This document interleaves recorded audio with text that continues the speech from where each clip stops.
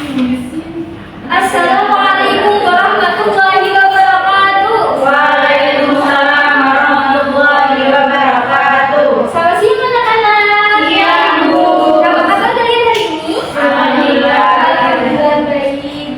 Di sini kita sudah kelas 10 ya. Seharusnya kita lebih semangat belajar. Ini yang bawa HP harap disimpan, memperhatikan pelajaran. Oke? Ya. Kita bisa kehadiran terlebih dahulu. Di sini apakah ada yang tidak hadir? Hadir semua, Bu. Hadir semua? Alhamdulillah. Ibu mau cek kerapian apakah di sini sudah menggunakan atribut lengkap? Sudah. Lalu kita mengecek kebersihan. Apakah ada sampah di bawah? Nah itu ada sampah tuh di bawah. Gak izin. Coba diambil.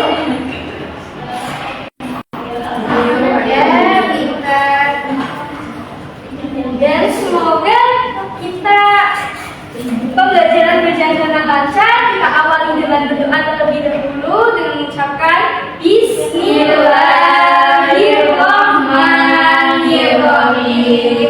Pada di kemarin masih bahas tentang bab ini yang ibu sudah terangkan tentang 9 wali dan belum semuanya. Di sini nanti ibu jelaskan lanjutan nama-nama wali tersebut. Dan kita akan membahas lanjutan bab wali songo dan pembentukan masyarakat Islam di Nusantara.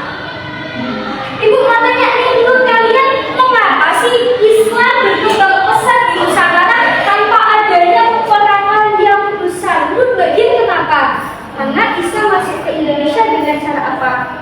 Dengan cara Berdagang dengan cara damai, tidak memaksa. Lalu apa yang kita pelajari hari ini atau tujuan pelajaran kita hari ini? Yang pertama menjelaskan peran wali songo dalam penyebaran Islam di Nusantara. Lalu identifikasi menentukan beberapa wali songo yang unik serta meladeni nilai-nilai luhur dakwah wali songo dalam kehidupan. Di sini Bu mulai dari 4 pilar wali songo yang dimana yang wali songo ini 9 wali yang menyebarkan Islam di Nusantara memiliki 4 pilar peran wali songo. Yang pertama apa berarti? Bu, yang pertama pendidikan betul sekali. Dari pendidikan ini dengan mendirikan pesantren sebagai pusat pembelajaran dan pembentukan akhlak mulia bagi masyarakat. Jadi mereka bisa menyebarkan ilmu melalui pesantren. Yang kedua, apa Mbak Eriska? Terserah. seni dan budaya. Seni dan budaya, iya betul. Para wali sebagian ini menggunakan media kreatif seperti ada yang wayang, gamelan, tembang untuk menyampaikan pesan Islam secara santun. Terus yang ketiga apa Mbak Silna? Perdagangan, ya. Ini berdakwah melalui interaksi ekonomi yang jujur dan adil di pasar serta jalur perdagangan maritim. Jadi mereka tidak hanya pada pasar yang dagang saja, tapi juga di jalur yang maritim. Lalu yang keempat apa Mbak ini? Kepedulian sosial. Ini membangun solidaritas dengan membantu misalnya kaum yang tidak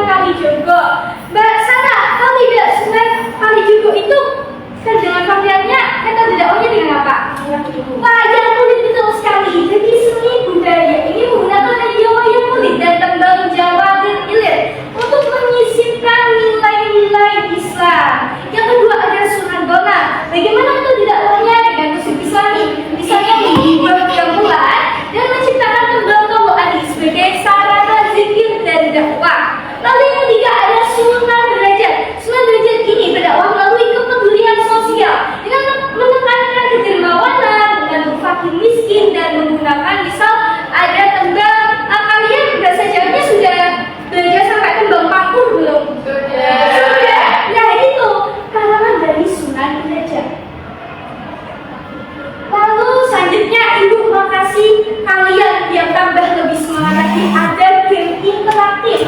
Namanya gamenya Siapakah Aku? Tentunya kalau kalian sudah belajar materi kemarin dan sudah memahami, pada di hari ini kalian akan bisa menjawabnya. Langkah-langkahnya bagaimana sih? Yang pertama, ini ibu akan bagi 5 kelompok. Ibu enggak ya 5 kelompok, 1, 2, 3, 4 atau 5 kelompok ya. Lalu ibu akan bacakan petunjuk. Lalu kelompok tercepat menjawab dengan benar akan mendapatkan poin. Misalnya, contoh satu, aku berdakwah melalui wayang kulit dan tembang Jawa. Siapakah aku? Nanti kalian bisa menjawabnya berdiri di tempat duduk saja ya, tidak apa-apa. Di sini ibu akan membagikan kertas origami kosong. Nanti kalian isi dan apa alasannya.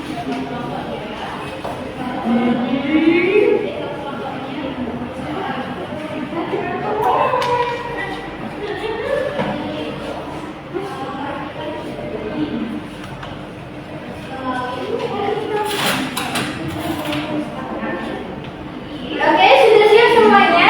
Boleh buka buku nggak ya? Kira-kira kalian mau? Boleh sampai buku nggak? Boleh? Enggak, Bu. Sudah pintar. Oh, sudah pintar, tutup saja ya bukunya. Iya. Oke, perhatikan. Yang pertama, aku berdakwah melalui wayang kulit dan tembang Jawa. Aku memasukkan nilai-nilai Islam ke dalam budaya masyarakat. Siapakah aku? Ayo berdiri, siapa? Alasannya bagaimana? Kenapa kamu menjawab senang tadi tidak? Soalnya itu, Bu, pakainya menyebarkan dakwahnya pakai wayang-wayang. Beri atas untuk bagian. Ya, terima kasih. Lalu, pernyataan kedua, aku menciptakan tembang Islami yang terkenal dan menggunakan gamelan untuk berdakwah. Siapakah aku? Apakah aku berdiri? Hatinya tangan. Ya, siapa? Jawabnya. Kenapa kamu menjawab Sunan Bonang? Karena Sunan Bonang itu mengajarkan Islam melalui musik yang dekat dengan masyarakat. Betul tidak teman-teman? Betul. Kita beri Allah.